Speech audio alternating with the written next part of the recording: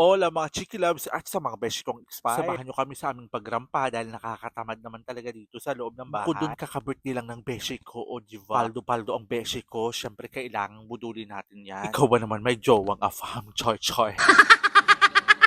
Kemila. Siyempre, ang jowa niya, Filipino-American. At the same time, nag-work din naman ang beshi ko, o diba? Gusto lang daw niya mag-unwind. Siyempre, samahan natin para mabudol ko ang beshi ko. Ganyan, dapat bait-baitan kayo sa beshi nyo, char-char. Para lahat ng hingin mo ibigay.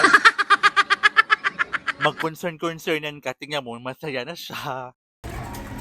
Bilisan yung mga yaya. Bilisan yung mga yayo. Yayo, bilisan nyo. Dalawang cart ang kailangang punuin natin. Nagyayaman-yamanan po kami for today's video. Dahil may piging na magaganap. Char. Medyo mahilig nga pala sa pagkain ng beshi ko, kaya kung anong kinuha niya talagang pinapakuha ko. Kaysa maubos sa mga aura niya, kami nang umubos, diba? Church lang baka nanonood yung pamilya niya, patay ako.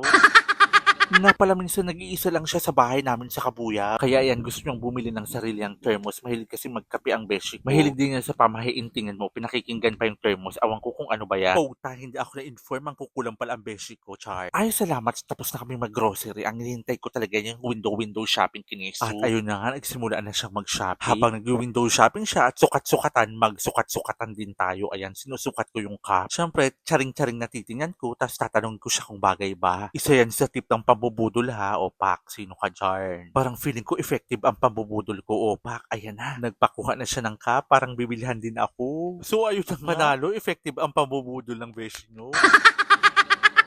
Napakagalanti naman ng beshi ko. Nakakatuwa naman pag ganyan din ba yung mga sinasamahan mo, di ba?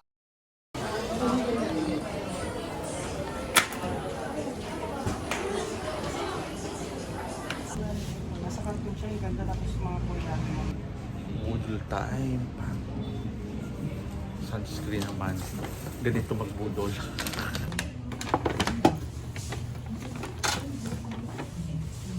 May pin ba to, Mare?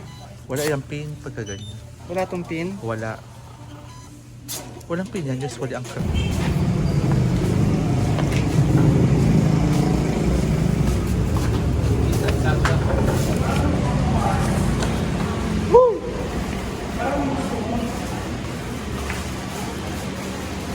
gusto ko lahat. Ay, maganda dito ang lighting. Budol tayo, nakabudol tayo mga besh ko. Thanks for watching.